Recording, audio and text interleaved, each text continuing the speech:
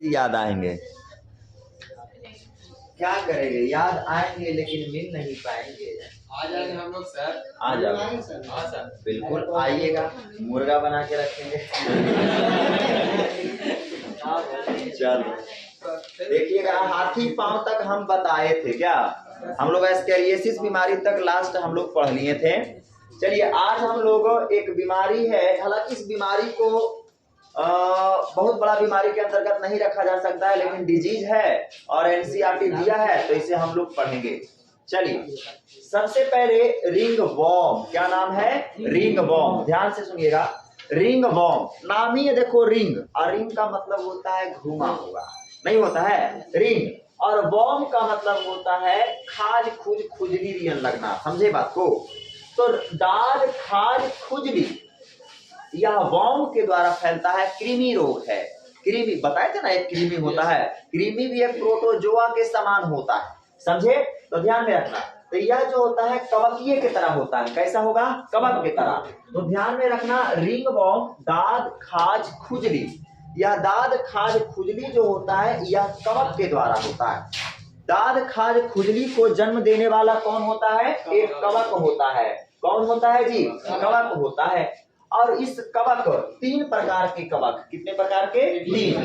पहला होता है माइकोस्पोरम, पहला क्या होगा, माइकोस्पोरम। दूसरा होता है ट्राइकोफाइटोन, दूसरा ट्राइकोफाइटोन, और तीसरा क्या होता है, एपिडर्मोफाइटोन। तो हमने क्या बोला, हमने ये कहा कि दाद खाज खुजली को जन्म देने वाले तीन प्रकार के कवक होते हैं। पहला माइकोस्पोरम के द्वारा जन्म ले लेगा, दूसरा ट्राइकोफाइटोन के द्वारा जन्म ले लेगा, और तीसरा कौची के द्वारा ले लेगा, एपिडर्मोफाइटोन के द्वारा ले लेगा। अब बात है, यह तीनों जो फंगी है इसका संचरण कैसे होता है। संचरण का मतलब हम बताए थे, संचरण दो तरीके से होता है, एक होता है जो डायरेक्ट हो जाता है और दूसरा होता है इनडायरेक्ट, समझ रहा है। डायरेक्ट का मतलब डायरेक्ट कुछ हम ऐसा पानी पी लिए, खराब पानी में डायरेक्ट चल गया। एक हुआ मच्छर मक्खी कहीं से आया और वो आके हमरा पर बैठा, तो यह डायरेक्ट नहीं हुआ, ये इनडायरेक्ट हुआ, समझे। तो इसका जो है दाद खाज खुजली जो है इसका ट्रांसमिशन कैसा है, तो देखिएगा कैसा है। पहला कॉन्टामिनेटेड मट्टी, बोले तो प्रदूषित मिट्टी में यह उपस्थित होते हैं। और जब कोई प्रदूषित मिट्टी, जो गंदा मिट्टी है जिसके अंदर सड़ गल गया है, बहुत प्रकार के भोज पदार्थ सड़े गले हैं, और तुमने उसको जाके काट रहे हो, कुछ काम कर रहे हो, उसे बाबा भोला बना रहे हो, उसका चढ़वे में बना रहे हो, तो यह क्या है, प्रदूषित मिट्टी के अंदर हमारे क्या रहेंगे, ये सब आपके फंगी मौजूद होते हैं और आपके हाथों के द्वारा आपके शरीर के अंदर प्रवेश कर जाएंगे। उसके बाद क्लोजली टू पेशेंट, अगर किसी पेशेंट को खुजली खाजली रखल है तो आपको पता होना चाहिए, जिस भी पेशेंट का खाज खुजली होल रहता है तो उसको आपको दिखेगा क्या, कुछ इस प्रकार से आपको दिखेंगे, इस प्रकार से चकतियां जैसी पड़ जाती है, पड़ती है कि नहीं, और इस चकतियां के अंदर, इसको कहते हैं सिल्की चिकतियां, से इसमें क्या होगा, इसमें क्या होते हैं, इसमें खुजली जैसा लगेगा, क्योंकि इसके अंदर तीन प्रकार के क्या है, फंगी है, तीन में से एक भी हो सकता है या तीनों हो सकता है। अब इसके अंदर हुआ ऐसा है कि स्किन को नोचने पर मजबूर करता है। अब आप इस स्थान को नोचोगे तो नोचने की वजह से यहाँ पानी निकलेगा, समझ रहा है बात को, पानी निकलेगा, और तुम गया और उसका स्किन पे कहीं टच कर दिया, टच किया तो तुम्हारे हाथों में उछल गया, और हाथों के बाद फिर मुंह ऐसे करके पोंछ लिया, तो धीरे धीरे वह क्या हो जाएंगे, आपके शरीर में भी लसेंगिरियन फैलेगा, जिसे हम कह सकते हैं संचरण होगा। यह कहीं पे भी हो सकता है, आपके शरीर के किसी भी ऑर्गन में हो सकता है, आपके गले पे भी हो सकता है, कमर पे भी हो सकता है, ये पीठ पे भी हो सकता है, आंख पे भी हो सकता है, गाल पर भी हो सकता है, कहीं भी हो सकता है।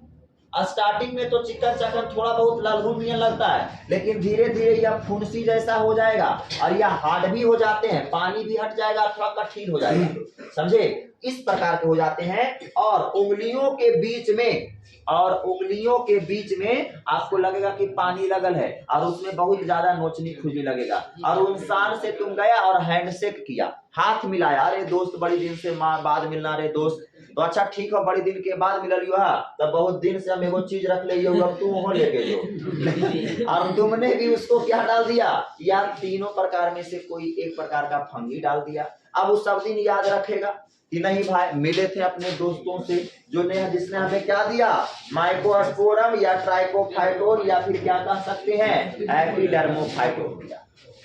क्लियर। उसके बाद आपके यह क्या होता है, अब वह पेशेंट है, नोचनी खुजली वाला पेशेंट है, पानी में बहते रहता है हथवा उथवा से, कोई वस्तु को छुआ, यहाँ पे आया ट्राइपोड छुआ, अब कोई आया वो भी ट्राइपोड मेरा छू लिया, तो यहाँ से उसके पानी पर ही हमारा इस 3 प्रकार के बैक्टीरिया मौजूद, 3 प्रकार के फंगी मौजूद होंगे। कोई आया उसको छू लिया, वहां से चला गया।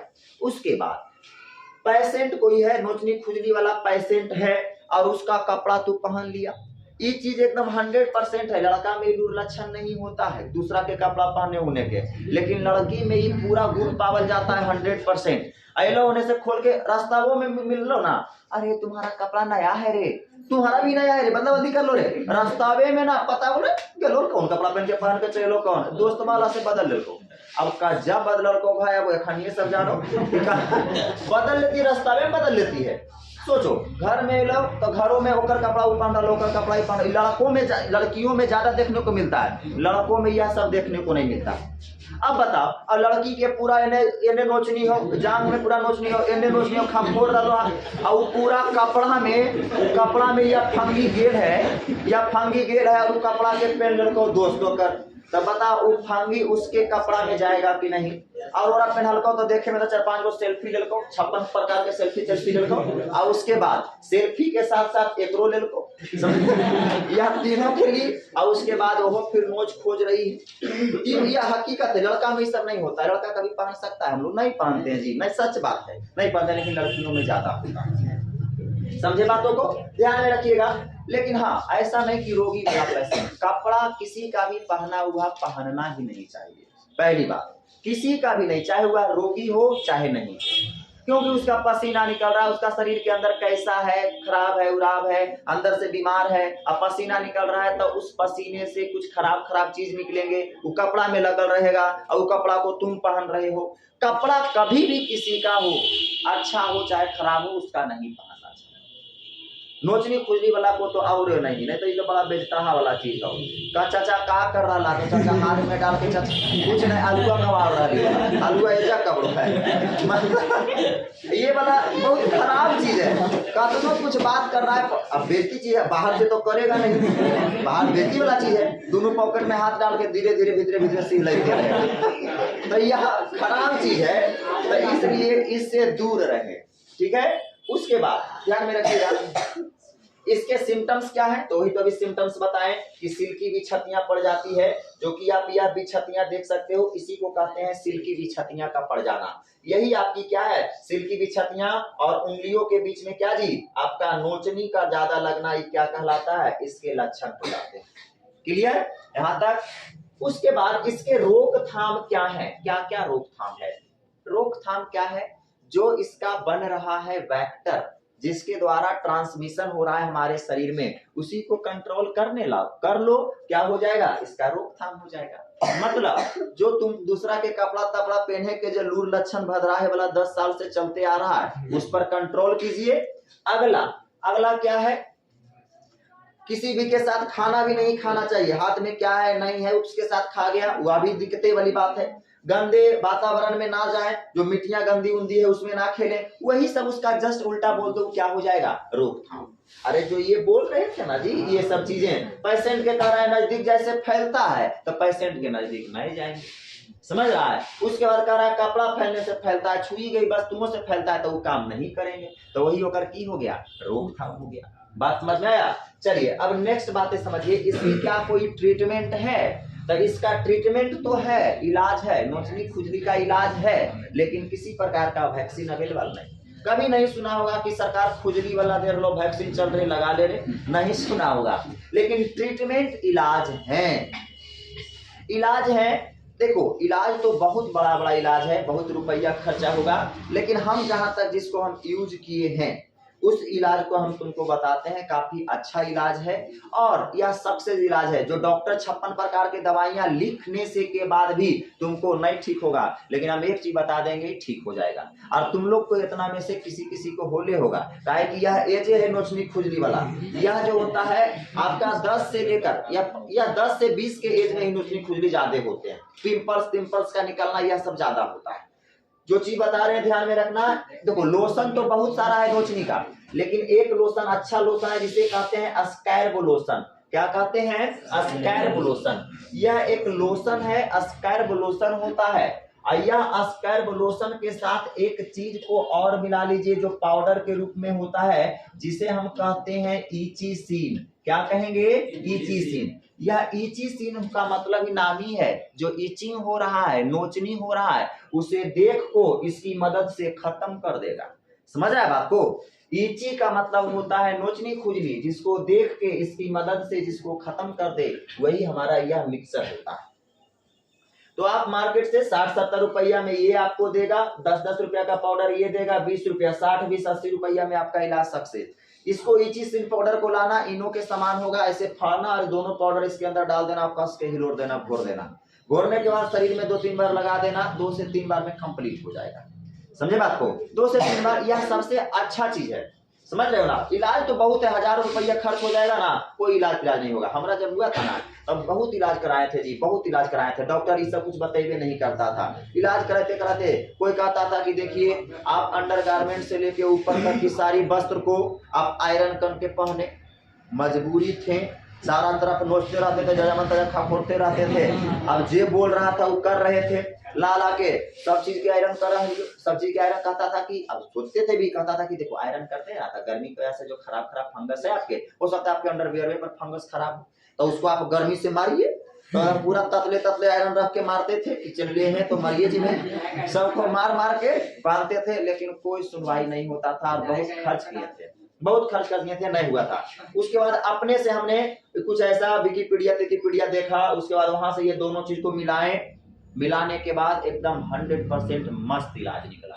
समझ रहा है? यूज करके देखना, कोई साइड इफेक्ट नहीं है, मस्त हो जाएगा 2 से 3 बार में कंप्लीट। उसके बाद एक और होता है इलाज, जो कि इसको हम प्रीफर नहीं करेंगे, जिसे हम पैनिडियोर के नाम से जानते हैं। पैनिडियोर एक वैक्सीन होती है, पैनिडियोर एक वैक्सीन होती है। कीमत मात्र जानते हो कितना रुपया है? 5 रुपया। पैनिडियोर 10 लाख इसको कहते हैं, पैनिडियोर 10 लाख वाला इसको कहते हैं। और लेकिन यह है कितना रुपया के? 5 रुपया के। लेकिन दिक्कत क्या है पैनिडियोर में? पैनिडियोर वैक्सीन में दिक्कत क्या है कि इंसान को 1000 में से 1-2 को इन्फेक्शन कर जाता है, और जिस पर भी इन्फेक्शन जिस मेडिसिन पर कर जाता है उस पर सरकार बैरियर लगा देता है, रोकथाम लगा देता है कि यह मार्केट में चलने लायक नहीं होगा। लेकिन नुक्का चोरी अभी भी मेडिकल शॉप पे मिलते हैं। समझे? तो हम तो परेशान हो गए थे, इसके बारे में हम जानते नहीं थे, तो पैनिडियोर के बारे में हम जानते थे। तो पैनिडियोर के बारे में हम गए, तो पैनिडियोर 5 रुपया नहीं था, मेडिकल में 10 रुपया में दिया। हालांकि 2 रुपया इसका कीमत है, लेकिन जगह जगह पर कीमत इसका बढ़ल रहता है। लाए, और यह बहुत गाढ़ा होता है, पाउडर के भांति होता है, इसमें पानी डाल के दे देगा ना, बहुत गाढ़ा होता है, जो मोटी नीडल से देना होता है। अब वह मोटी नीडल बहुत मोटा नीडल होता है, क्योंकि गाढ़ा होता है, हवा के संपर्क में तुरंत जम जाता है। अब वो क्या कर रहा था, ऐसे करके लिया और जैसी हवा लग जाता था जम जाता था। समझे? उसका एक रूल है, उसको वह डॉक्टर भी था ना, तो नौसिखिया था, क्या था नहीं था, नौसिखिए होगा। उसके बाद बोला कि देख, हम बोले कि लगाइए, तो जानता हूं भी नहीं था इसके बारे में। हम बोले कि देखिए, अब गंगा वाला था ना जी, तो बोले कि इसको लगाइए, सबसे पहले हमको चेक कीजिए क्या यह हमारा सेट करता है कि नहीं। तो हम छोटा सा पहले यहाँ बांध लिए दोनों हाथ, और यहाँ पर हम लिए थे इंजेक्शन, और यहाँ पर देखे थे कि अगर ये इन्फेक्शन करेगा ना तो अगल बगल का एरिया लाल होने लगता है। दोनों तरफ कस के बांध दिए ताकि इधर का ब्लड फ्लो इधर ब्लड नहीं जा पाए, वरना इसका ब्लड पूरा शरीर में फैला देगा। हम लिए थे, उसके बाद देखे कि किसी प्रकार का इन्फेक्टेड नहीं कर रहा है हमारे बॉडी को, मतलब यह हमको सक्सेस कर सकता है। उसके बाद बोले कि चलिए फाड़िए और मेरे पीछे में डालिए। यह सच बात है, यह हाथ में नहीं पड़ता है, यह कहाँ पड़ता है? कमर में पड़ता है। और इतना नौसिखिया था कि लिया ऐसे करके, और ऐसे करके बढ़िया कैसे झाड़ करता था, झाड़ फूक नहीं करना होता है, लीजिए और कस के ऐसे करके फट से मारिए। और ऐसे करके लेके ऐसे करके जम के लो और जमलका के फेंट डाल दो और मार लो कस के, दवाई ले लो, जम के लो तो कुछ। और जब प्रेशर बना रहा है तो हवा लग रहा है तो हमारे पटिया उछल रहा है, दर्द हो रहा है, पूरा एकदम कस के उछल रहे हैं एकदम। फिर बोला रुकिए रुकिए रुकिए, फिर निकाला, हकीकत बोल रहे हैं, सच्चाई बता रहे हैं। उनका फिर निकाला, फिर बोला रुकिए ठीक हो जाएगा ठीक हो जाएगा, फिर कर दो, फिर ऐसे करते करते जम के फिर मर को 5 बार वो उसी करके भोंका। एक तरफ पे हमें फुला दिया, बैठे लाइट नहीं छोड़ा, एक तरफ पे एकदम सूज गया। मोटा निडील था जी, मोटा निडील से 4-5 बार मारा, एक तरफे सूज गया। बैठे लाइट जगह पर बैठते थे, करवट बैठते थे, हवा लेते थे बहुत कस के। उसका एक रूल है कि आप सुई जब पड़ रहा है ना तो उसको आप सुई ले लीजिए और हल्का हल्का गिराते रहिए, क्योंकि आपको पता है फ्लो होते रहेगा तो हवा उसके अंदर नहीं जाएगा, जमेगा नहीं। वो ऐसे करके गिराते रहिए गिराते रहिए गिराते रहिए, खोलने रहिए, मार दीजिए सर्द, समझ रहा है बात को, सर्द बात। वो गिरते गिरते कहीं भी जमेगा नहीं, लेकिन ऐसे करके जैसे गुटखा खाइए खैनी खाइएगा तो जम जाएगा देते देते। यहाँ गिरते रहा गिर रहा है गिर रहा है गिर रहा है, गिरते गिरते मार दीजिए, समझे बात को, दोरा पत्रों नहीं चले। 5 बार मारा था हमारा याद है, या कभी नहीं जिंदगी में नहीं भूलेंगे इस वैक्सीन को हम। चलो, लेकिन इसका प्रीफर हम नहीं करते हैं। लेकिन हाँ, यह अगर सक्सेस कर गया ना तो जिंदगी में कहियो भूसा भूसी होवे नहीं देगा। हमारा कहियो नहीं हुआ लगेला के बाद, कहियो नहीं हुआ है। लेकिन सबसे मस्त सक्सेस इसका है, इसका इस्तेमाल करना, इसका कोई साइड इफेक्ट नहीं है, लेकिन इसका कर सकता है। क्लियर? इसलिए इस पर सरकार क्या की हुई है, बैन लगाए। क्लियर? चलो, यह सब आपके देख रहे हैं, यही सब इस प्रकार से हो जाते हैं। चलिए अगला हम पढ़ेंगे प्रिवेंशन ऑफ क्या, infection disease. Prevention of infection disease, इसका मतलब होता है संक्रमित रोगों से रोकथाम। संक्रमित रोगों से रोकथाम, जो संक्रमित का मतलब समझते हो ना, जो ऐसे वैसे आने जाने से फैल रहा है, उसे संक्रमण से फैल रहा है। संक्रमित रोगों से रोकथाम, यह इंपॉर्टेंट है, 2 नंबर में बन सकता है सवाल। संक्रमित रोगों से क्या रोकथाम है? तो संक्रमित रोगों से सबसे पहला ह्यूमन हाइजीनिक होना चाहिए। इसका मतलब होता है व्यक्तिगत स्वच्छता। अपनों स्वच्छ रहिए, औरों को भी कहिए बाबूजी अगल बगल सब साफ सुथरा रखिए। घर को एकदम पूरा कचरा अगल बगल रहने नहीं दीजिए, ओल झोल पोल ये सब रहे नहीं दीजिए, एकदम स्वच्छ रखिए एकदम। क्लियर? व्यक्तिगत स्वच्छता रहने की वजह से पैथोजेन की एंट्री नहीं होगी, जिसकी वजह से आप संक्रमित नहीं होइएगा किसी बीमारी से। नेक्स्ट ना, इस सब तो अपने तुम लिख सकता है, लेकिन हम बता रहे हैं। दूसरा नंबर में वैक्सीनेशन कराइए, टीकाकरण। जो भी टीकाकरण आपके गवर्नमेंट के द्वारा अलाउड होता है कि यह वैक्सीनेशन कराने से आपकी अच्छी खासी स्वास्थ्य बनी रहेगी, इन्फेक्शन में नहीं फैलेगा, तो उसको आप लीजिए। ये नहीं कि गलत प्रचार कीजिए कि उसको लेने से बाले बच्चा नहीं होगा, ये सब गलत प्रचार नहीं कीजिए। जो भी सरकार अलाउड करता है वैक्सीनेशन का, उसका जरूर कराइए, जिससे कि हम संक्रमण से क्या कर सकते हैं, बच सकते हैं। अगला, वेक्टर पर कंट्रोल कीजिए। जो भी वाहक बन रहे हैं, तो वाहक कोची कोची बनता है, मच्छर बनता है, मक्खी बनता है, यही सब तो बनता है वाहक। अब इस मच्छर मक्खी पर कंट्रोल कीजिए। अब कहिए कैसे कंट्रोल करेंगे? घर में सोइए तो ऑल आउट जला के सोइए, ताकि मच्छर मक्खियों का प्रवेश नहीं हो, क्योंकि वह तो चोटा लेकर आता है तोरा पर छोड़ के जा रहा है। तो ऑल आउट का सेवन नहीं कीजिए खाइए नहीं, ऑल आउट का प्रयोग कीजिए। गरीब उरीब वाले से ऑल आउट सब तो यूज कर नहीं सकता है, आप छोटा मतलब छू मंत्र का यूज कीजिए। छू मंत्र और जो भी कुछ चीजें हैं, और उसके बाद जैसे कि और भी चीजें हो गई, आप घर को फिनाइल से पोछा तोछा मारते रहिए, जिससे कि मक्खियां तिक्कियां आपकी फर्श पे ना बैठ पाए, जिससे कि आप संक्रमण से ना जूझे।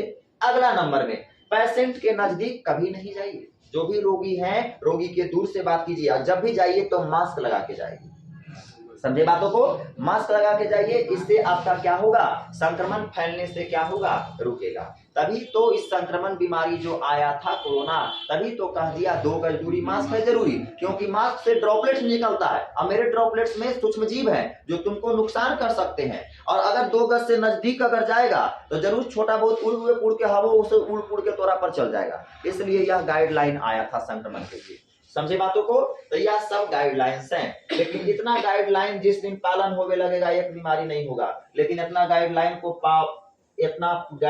को पालन करना बस की बात नहीं है। कह देना अच्छी बात है, सुन लेना तुम लोग का फर्ज है, लेकिन ये चीज करने का तुम लोग को बिल्कुल भी फर्ज नहीं है। इसको तू करेगा ही नहीं। एक नॉर्मल फैमिली कभी भी साफ कर सकता है रूम को फिनाइल से, ऑल आउट आज के 80 रुपया में 90 रुपया में ऑल आउट आ रहा है, 2 दिन में खत्म हो जाता है। कैसे कोई नॉर्मल आदमी इसको यूज कर सकता है? समझे? नहीं कर सकता है इसको यूज। अभी ना उस सबका यूज नहीं करोगे जब तक ठीक नहीं होगा, समझे ना? ठीक नहीं होगा। तो ये सब कहने की बातें हैं। हालांकि ये तो कर सकता है, व्यक्तिगत स्वच्छता रखिए, अगल बगल साफ सुथरा रखिए। ऐसा नहीं कि अभी बढ़ने भी पीने के नहीं है पैसा, ये तो हो नहीं सकता है। तो अगल बगल यह साफ सुथरा रखें, समझ रहा है ना? ये कर सकते हो, टीकाकरण ले सकते हो, उसके बाद ये कर सकते हो, या नहीं कर सकते हो कोई बात नहीं, लेकिन जो सक्सेस हो पाए वह उपचार को कीजिए। ऐसे हम तुम ठीक ठाक हो ना, इंसान एकदम मस्त हो, तोरा कखनो कहेंगे रे इस सब चीज के ध्यान में रखना, तू पेशेंट नहीं बन पाएगा, तू मानवे नहीं करेगा। लेकिन जैसे तू रोगी बन जाएगा और कहेंगे इस सब चीज के मानना पड़ेगा, एकदम 100% मानेगा। यह दस्तूर है सभी लोगों का। जब पहले बताया जा रहा है कि इस चीज को करने से आप नुकसान में जाओगे, तो उस चीज को पहले रोको, लेकिन नहीं रोकेगा जब तक संक्रमित नहीं होगा, जब तक नुकसान उसको नहीं होगा, जब तक रोकवे नहीं करेगा। कह रहा है कि तू कमजोर है, तू सेव अनार का सेवन पर डे करो, नहीं करेगा, लेकिन बीमार हो जाएगा ना तो जूसवे पिएगा। समझ रहा है बात को? डॉक्टर में झोले झोले भरेगा। तो यह सब एक लूर लक्षण होता है इंसान प्रजाति का। सब कुत्तों में नहीं देखा जाता है, इंसान में यह देखा जाता। चलो हटावे, आगे चले। तो यह आपके प्रिवेंशन हो गए। एक बार फिर बोल देते हैं, संक्रमित रोगों से रोकथाम के लिए हमें आसपास अड़ोस पड़ोस में स्वच्छता की क्या रखना चाहिए? ध्यान रखना चाहिए। दूसरा नंबर में, रोग जो जन्म देने वाले जो सूक्ष्म जीव है उसे रोकने के लिए तरह तरह उपाय को ढूंढना चाहिए। जैसे ऑल आउट का यूज करना चाहिए, जैसे कि अगल बगल फर्श को साफ सुथरा रखना चाहिए। सरकार के द्वारा जो भी वैक्सीन ऑल आउट है उसे लेना चाहिए, जाकि संक्रमित फैलने से क्या हुए, रुके। अगली बातें, आपके जो भी हमारे वाहक बन रहे हैं उस वाहक को नियंत्रण करने के लिए उपाय को ढूंढना चाहिए। अगला नंबर, रोगी के नजदीक नहीं जाना चाहिए। क्लियर? तो यह सब संक्रमित रोगों से बचाओ। नेक्स्ट पॉइंट, अब यहां से आता है, रोग तो पढ़ लिए हैं, बहुत ज्यादा शरीर अब रोग रियर नहीं करेंगे। अब यहां से कुछ अब अच्छी बातें पॉजिटिव की ओर चलते हैं।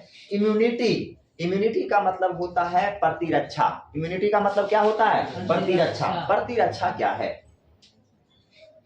हमारे शरीर, आपके शरीर, इनका शरीर, इनका शरीर, इनका शरीर, सभी के शरीर के अंदर इम्यूनिटी पावर है, सभी के शरीर में। हम इसका डिफिनेशन पहले आपको सामने देते हैं। आवर बॉडी, हमारे शरीर के अंदर उपस्थित कुछ ऐसा सिस्टम है, कुछ ऐसे तंत्र हैं, कुछ ऐसा तंत्र है जो रोग जनक को से लड़ने की क्या प्रदान कर रही है? क्षमता प्रदान कर रही है, बोले तो कैपेसिटी प्रदान कर रही है।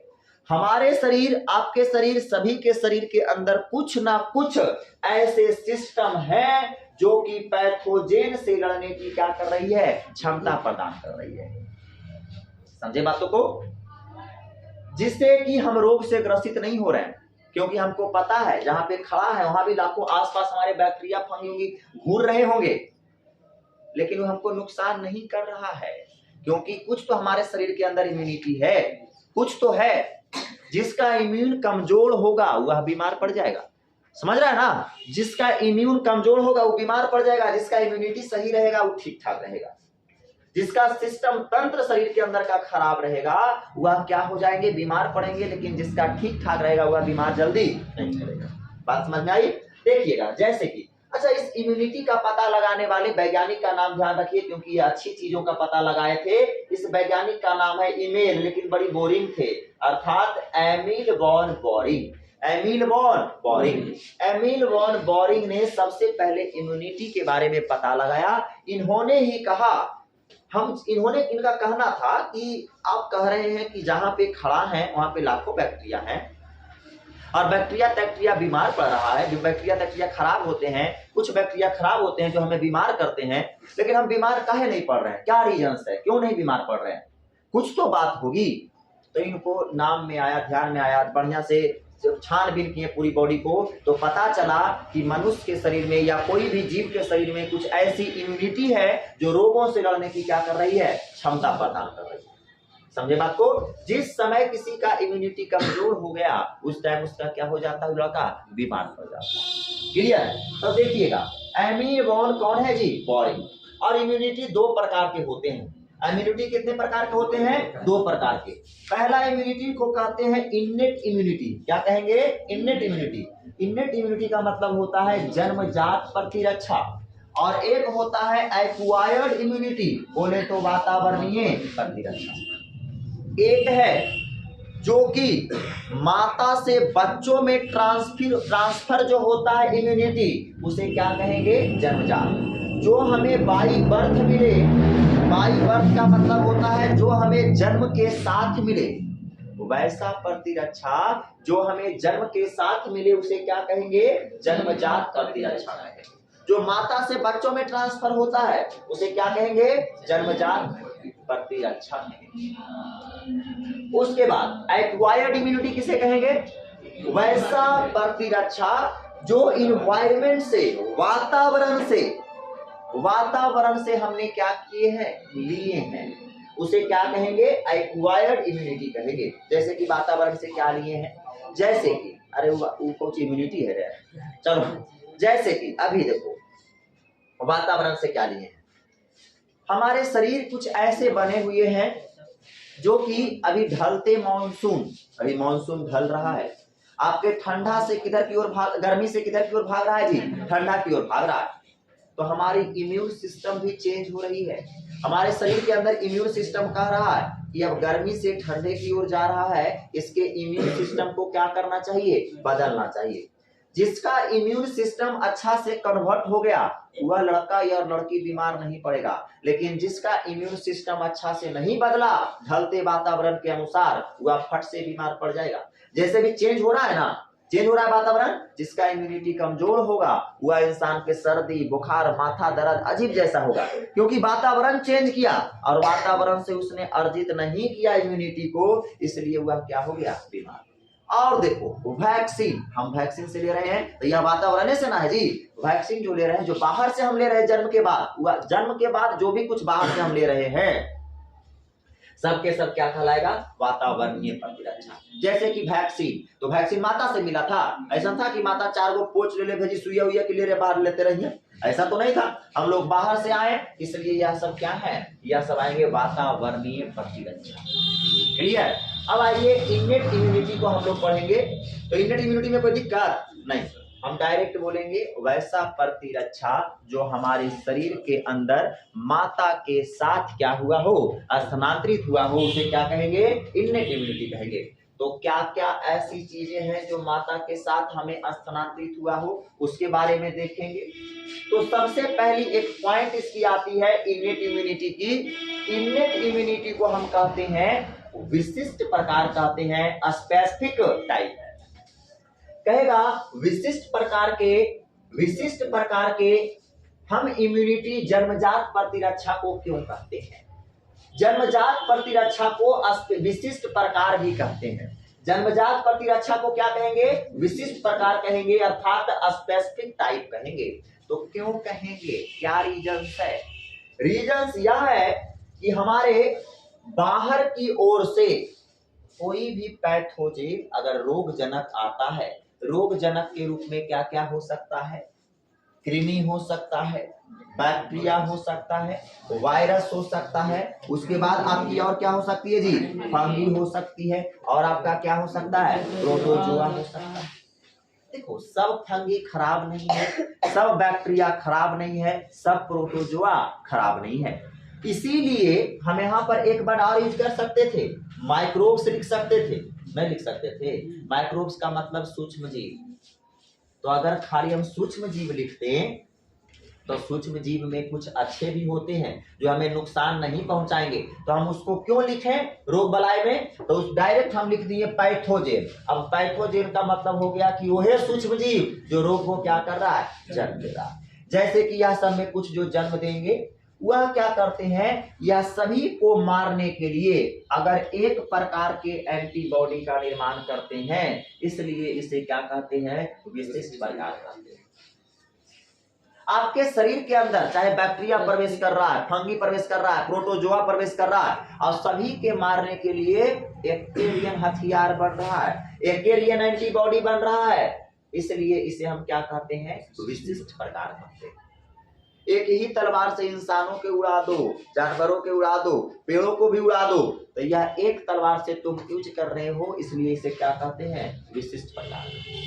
तो हम बोलेंगे जन्मजात प्रतिरक्षा को विशिष्ट प्रकार इसलिए कहते हैं कि जितने भी पैथोजेन हैं सभी पैथोजेन को मारने के लिए समान प्रकार के एंटीबॉडी का निर्माण होता है, इसलिए हम इसे क्या कहते हैं? विशिष्ट प्रकार कहते हैं। क्लियर? अब आइएगा, हमें जन्म के साथ हम क्या पढ़ रहे हैं? जन्मजात प्रतिरक्षा, इनेट इम्यूनिटी पढ़ रहे हैं। तो जन्म के साथ सवाल है कि जन्म के साथ माता हमें कौची कौची दी है भाई? क्या क्या दी है जो हमें रोग से लड़ा रहा है, रोग से लड़ने की क्षमता को प्रदान कर रहा है? तो जो माता दी है उसके बारे में हम लोग जानेंगे।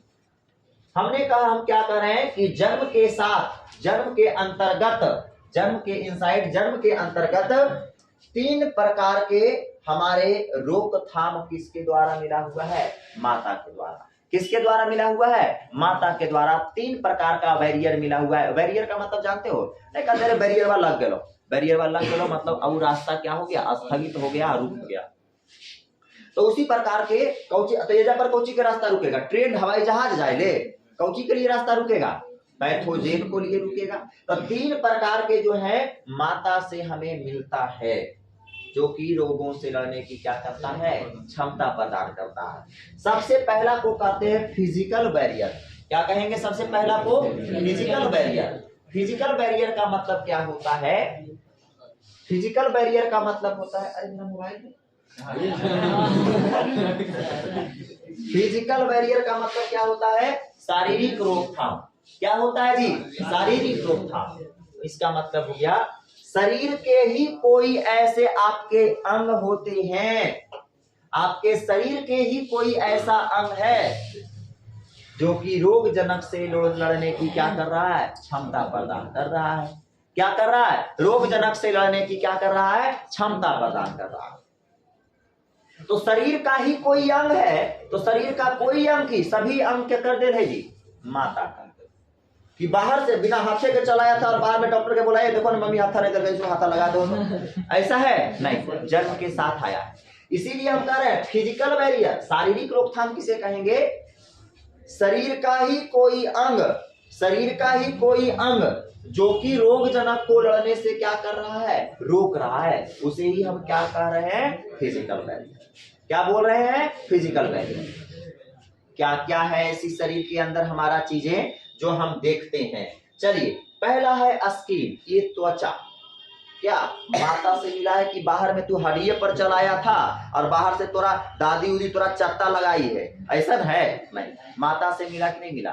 तो यह स्किन जो है बैक्टीरिया से लड़ने की क्षमता नहीं प्रदान कर रहा है। बहुत सारा बैक्टीरिया पर बैठे रहते, कैसे कर रहे हैं तो लड़ा जा रहा होगा, मर गया होगा। समझ आए बात को?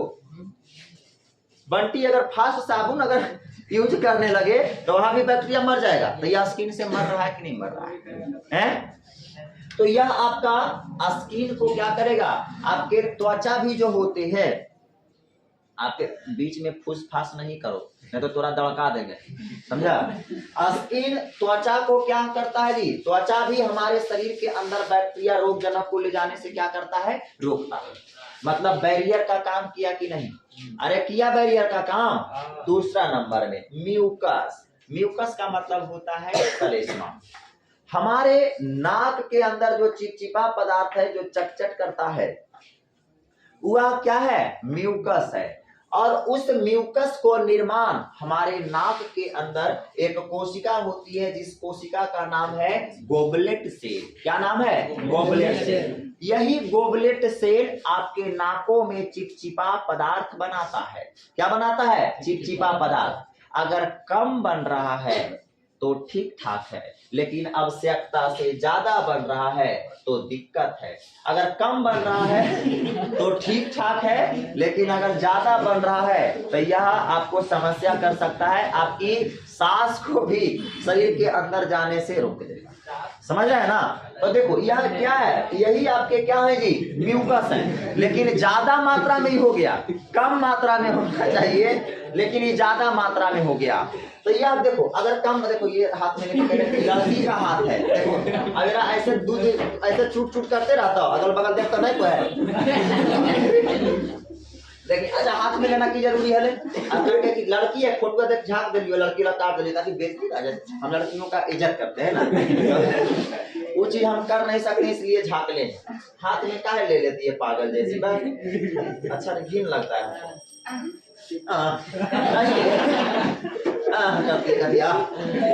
स्वाद चखियो नहीं देखो। इधर देखो, चलो इधर देखेगा तो आपके म्यूकस तुम ध्यान रहेगा। अगर म्यूकस आपके रहते हैं नाक में तो हवा के द्वारा हम जानते हैं हवा में बैक्टीरिया घूम रहे हैं, तो हवा से आपका बैक्टीरिया प्रवेश कर रहा है ना, तो वह बैक्टीरिया आपके म्यूकस में ही क्या हो जाता है, चिपक जाता है और हवा अंदर की ओर ढुक जाता है। कुछ जो बैक्टीरिया होता है आपके नक्के में चिपक जाता है, समझ रहा है, नक्के में चिपक गया, जिससे हम ऐसे खोद के बाद में सूख साख गया तो इसे खोद के फिर इसे क्या कर दिए, उड़ा दिए ऐसे करके, ये समझ रहा है। तो ये आप करते हैं, हम लोग नहीं करता है। तो सब दिन भर में 3 बार नाकों की सफाई जरूरी है। जब न तब झुका दो, हमें झुका के रगड़ दो, हाँ, लेकिन बेंच के तरह कोई नहीं पोछ रहा है। वो लोग बेंच के तरह पोछ देता है, एक बार गड़गड़े पोछ लेता है, वैसे दिक्कत होता है। तो दूसरा लड़का के हाथ में लग गया, वो बड़ी देरी से ऐसे कर रहा है, ऐसे कर रहा है, ऐसे लगा कौची, तो वो लोग उसको लगा चिलगा, फिर ऐसे देख रहा है क्या है, तो फिर ऐसे 3 बार किया, पता नहीं चला, फिर नजदीक लाया, नहीं पता चला, अरे तू चाट के देखा, अब नमकीन लगा तो कह दिया सर, अब सर को कर सकते, अब चाटिए लेना, तो अब की कर सकते पूरा सर, समझ रहे हो भैया। तो आपके म्यूकस भी आपके कुछ बैक्टीरिया को अंदर जाने से क्या करते हैं, रोकते हैं। क्लियर। अब आगे आइए समझिएगा।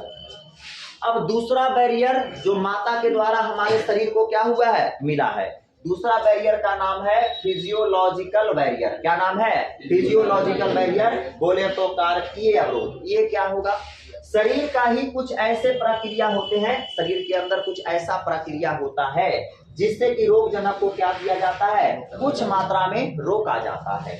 जैसे कि आपके मुंह में ही सलाइवरी ग्लैंड होते हैं, क्लास 11 में पढ़ना था, आपका पैरोटिड, सलाइवरी ग्लैंड, मैंडिब्यूलर, सब मैंडिब्यूलर होते हैं। एगो कान देने, एगो जबड़ा देने, एगो जीभ के नीचे होता है, और तीनों लार का निर्माण करता है। तीनों कोची के निर्माण करेगा, लार का। और यह लार के अंदर एक एंजाइम होता है जिसका नाम क्या है, लाइसोजाइम एंजाइम। क्या नाम है, लाइसोजाइम एंजाइम। और यह लाइसोजाइम एंजाइम कुछ बैक्टीरिया को क्या कर रहा है, मार रहा है। तो बताओ, ये मुहमा जो था जन्म के साथ ही ना मिला था, उसके बाद सलाइवरी ग्लैंडवा काना के पास बाहर आके ऑपरेशन करके लगवाया कि लगले था, तो यह माता से मिला। उसके बाद लार ऐथी तो आता है, थूकते थूकते तो ऐथी रहता है, तो यह आपका सलाइवा भी माता से डायरेक्ट जब यह मुंह में जब आ गया तो यह सब, इसीलिए इसको हम किसके अंतर्गत रखते हैं, इन्नेट इम्यूनिटी, जन्म के साथ ही ना मिला।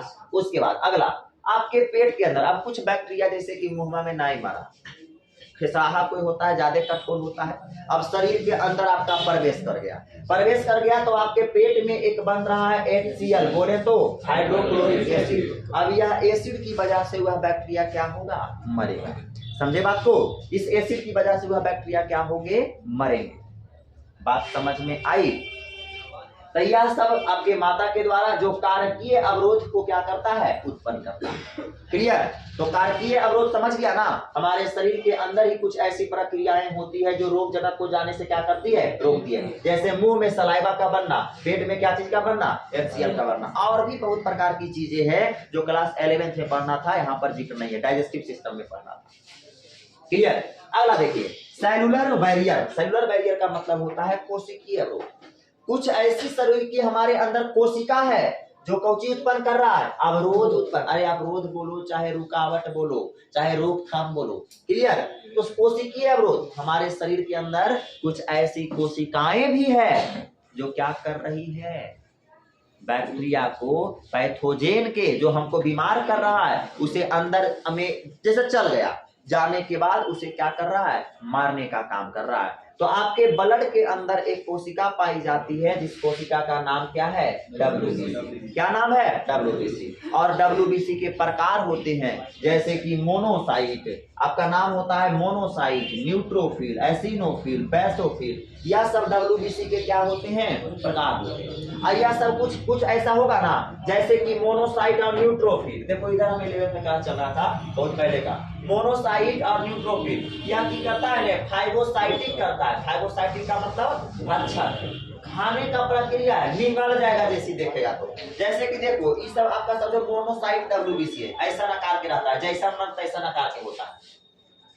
डब्ल्यूबीसी का कोई आकार नहीं होता है, गोलाकार होता है। ये अपना शरीर को कैसे भी कर सकता है। अब देखो ये दिखा बैक्टीरिया, दिखा क्या दिखा, खराब बैक्टीरिया इस डब्ल्यूबीसी को दिखा, तो ये फटाक से क्या करेगा ना, देखो इन्हें मुंह ठीक कर लिया था, लेकिन फूड यहाँ पर दिखा तो ये मुंह में अपन कर दिया ऐसा की। अब अगला बार में इसको क्या कर लिया, निकल गया, तो इसको कहते हैं फाइगोसाइटिक। इसे क्या कहते हैं, फाइगोसाइटिक। तो ये खराब बैक्टीरिया को क्या कर लिया, खा लिया, तो हमको फायदा ना हुआ जी, खराब चीजों को खा गया।